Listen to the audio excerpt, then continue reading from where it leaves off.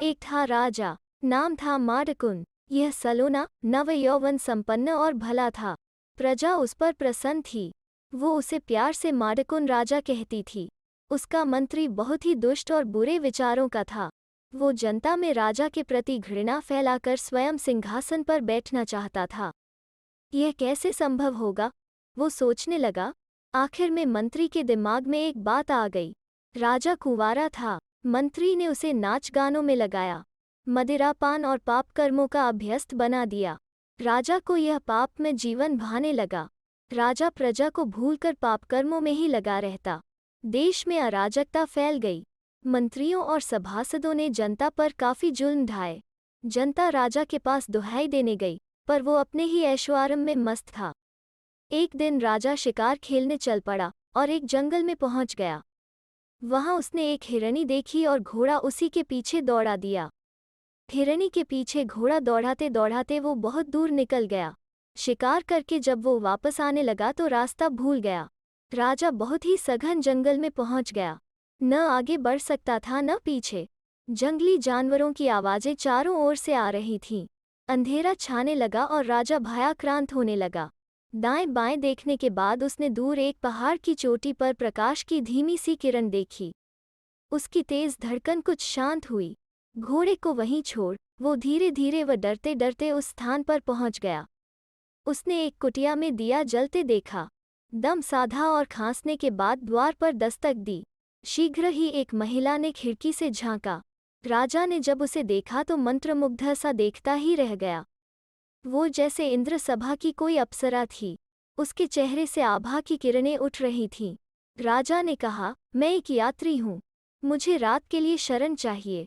इस सुनसान जंगल में रात गुजारने के लिए कोई स्थान नहीं है। महिला ने कहा, जगत नियंता की जगह और भाग्य के दाने इनकी मांगे नहीं करते। जो कुछ मेरे पास तैयार है वो मैं प्रस्तुत करूंगी, परंतु रात को मैं आपको कुटिया के अंदर रख नहीं सकती। मैं इस कुटिया में अकेली हूँ। मेरे पति पूर्णिमा स्नान के लिए कठियार गए हैं। यदि वे देर से भी आए तो तुम अंदर रह पाओगे।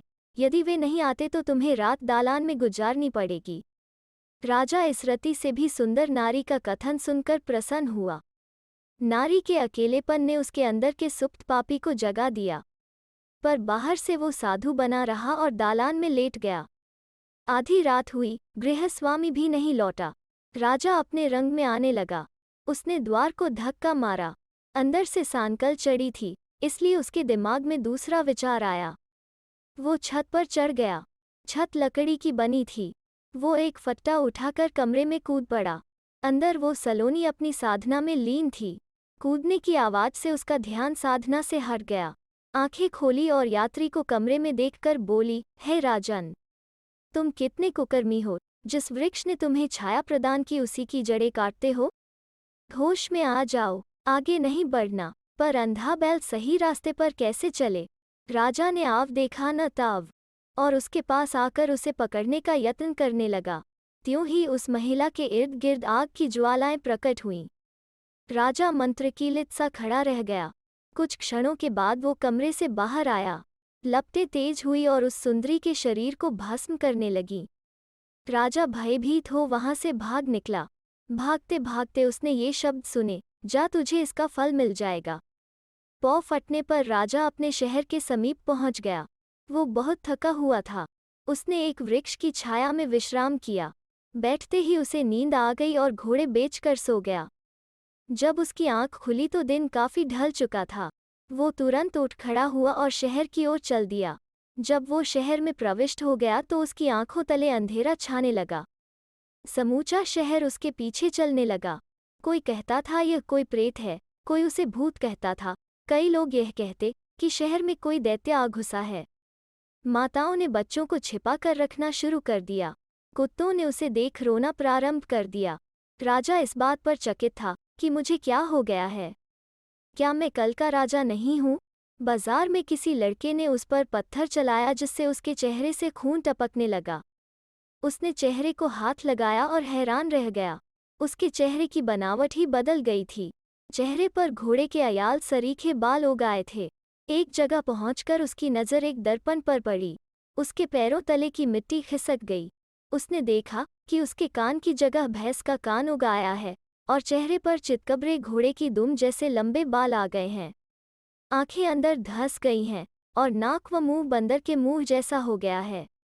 वो स्वयं को नहीं पहचान पाया। चारों ओर से लोग इकट्ठा होने लगे। इतने में राजा के सिपाही आ गए। उन्होंने उसे रस्सों से बांध लिया और कारागृह ले गए।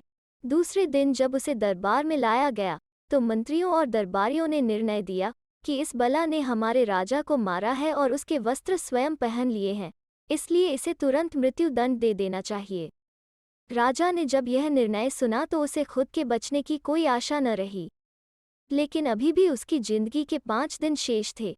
कारण यह कि इस देश का यह नियम था कि सजा सुनाने के 5 दिन बाद ही अपराधी को फांसी पर चढ़ाया जाता था। कैद में राजा बचने की कोई युक्ति सोचने लगा। सोचते सोचते उसे एक विचार आया। दूसरे दिन जब जेल का एक कर्मचारी उसके लिए भोजन लेकर आया, वो किवाड़ के पीछे छिप गया। ज्यों ही नौकर अंदर घुसा, राजा उस पर टूट पड़ा, उसका मुंह बंद कर चित कर दिया और उसे रस्सी से बांधकर उसके कपड़े उतारे। इन कपड़ों को पहनकर, टोकरी सिर पर उठाकर तथा सिर पर रुमाल बांधकर बाहर आ गया। किसी को संदेह न हुआ। भागते भागते राजा एक जंगल में पहुंच गया। यहाँ वो एक गुफा में छिप गया। दिन के उजाले में गुफा में ही छिपा रहता और रात के अंधेरे में बाहर निकलकर जंगली फल तोड़कर खाता और इसी तरह दिन गुजारता। सख्ती और मुसीबत वो अधिक समय बर्दाश्त न कर सका। वो दिन ब दिन कमजोर होता गया। आंखों की रोशनी कम होने लगी।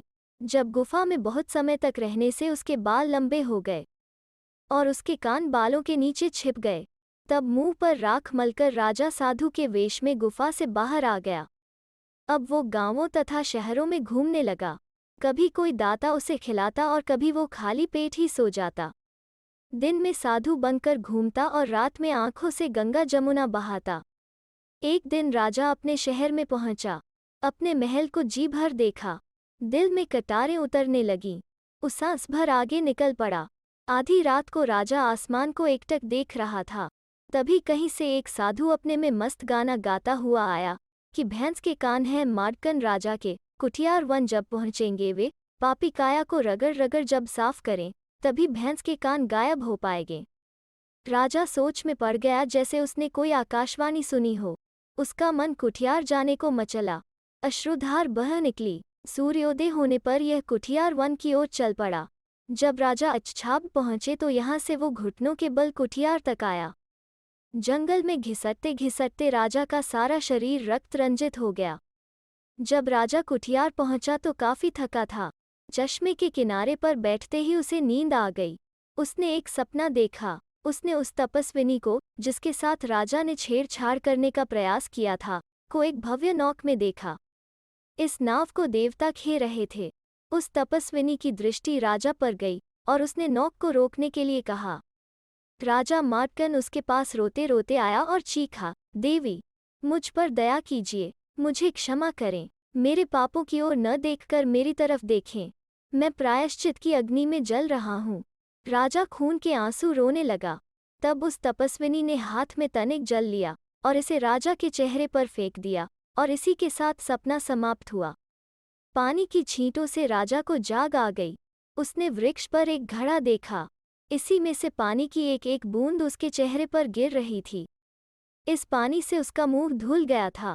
उसने चेहरा पोंछा। उसका हाथ जब कान की ओर गया तो देखा कि कान उसके अपने कान में परिवर्तित हो गया है।